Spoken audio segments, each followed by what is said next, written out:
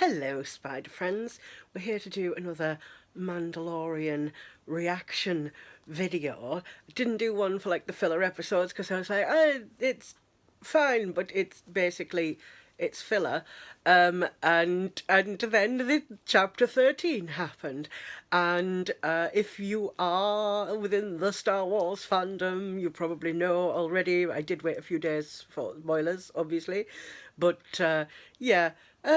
There were some things. There were some things that happened in this episode that caused the great jeans creaming 2020. So first off, Ahsoka Tano is now live action. Oh my god! Like, if you don't know who Ahsoka Tano is, like, what are you even doing here? But Ahsoka Tano is Anakin Skywalker's Padawan. She is not technically a Jedi Knight because Ahsoka actually left the Jedi Order. This is all in the Clone Wars series and Rebels, which, if you haven't watched them, you absolutely must, because one, they're canon. Two, a lot of stuff crosses over in Mandalorian and the series because they were created by Dave Filoni, who is basically George Lucas's Padawan. Like, he's gonna like end up taking the reins because, like, I don't think anyone knows as much about Star Wars as Dave Filoni does, like, apart from George Lucas maybe. And like, just sort of sometimes hearing him talk about Star Wars, I'm just sitting there in like rapt attention, like, tell me more, Messiah, tell me more about Star Wars, because he is like really, really, like, just, he's like a walking Wikipedia. Anyway, yeah, so Ahsoka Tano, after much anticipation, she was mentioned by Bo-Katan in the first episode. But yeah, Ahsoka is now here in Star Wars in live action, played by Rosario Dawson, who is just like, is so incredibly beautiful.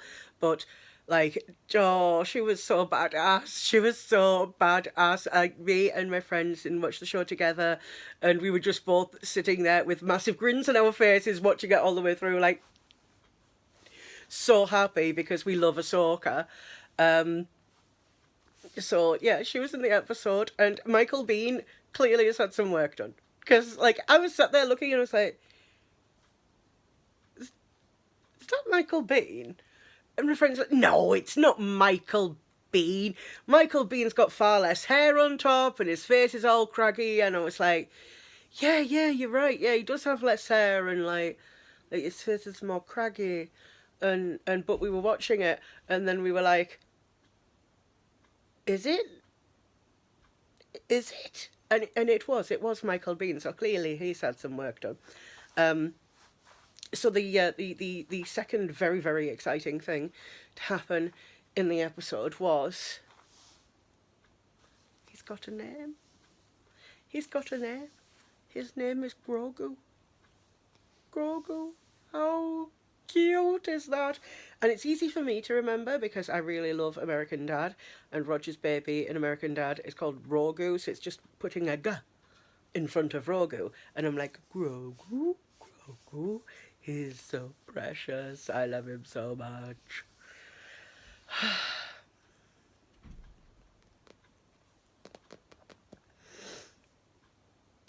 No, of course, the third thing that, like, we literally both had like a nerdgasm when we were watching the episode is Ahsoka like confronts the evil Magister lady and is like, tell me where your master is.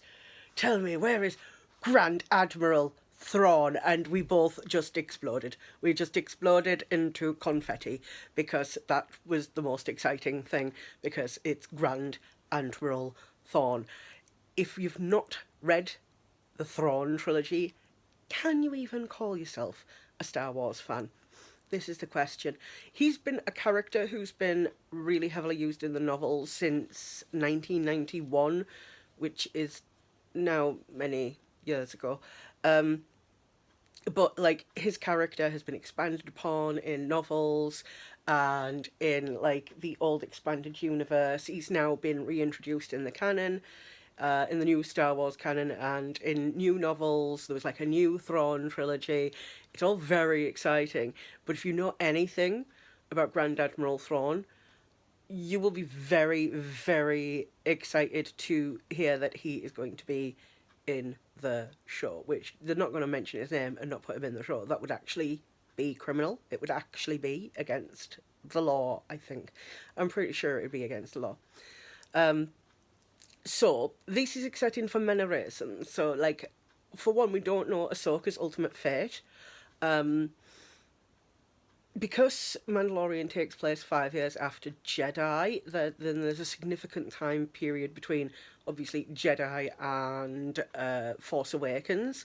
And one can conclude that because none of the characters from Mando appear in those, that we can't guarantee that they're alive in the present timeline, including Ahsoka, because Ahsoka's fate was ultimately unknown at the end of Clone Wars, and of course Rebels happened, but her voice actress did appear in Rise of Skywalker, in the sequence where Rey is being told by all the former Jedi, like Qui-Gon and Obi-Wan, Ahsoka's voice appears in that sequence.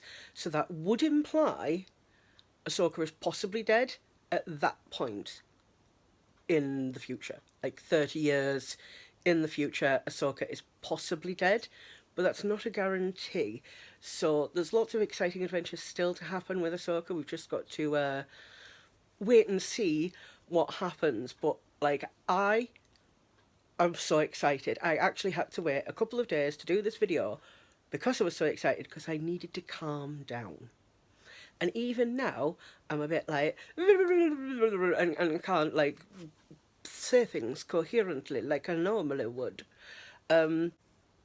Obviously, a big problem is now Disney's going to have to rename all the merchandising. Because he's no longer Baby Yoda or the child. He's Grogu. He's got a name.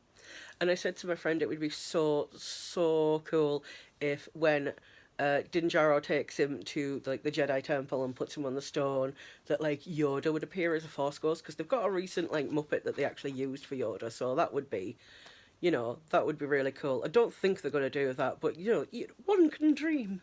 One can dream of these things happening in a future. What might happen?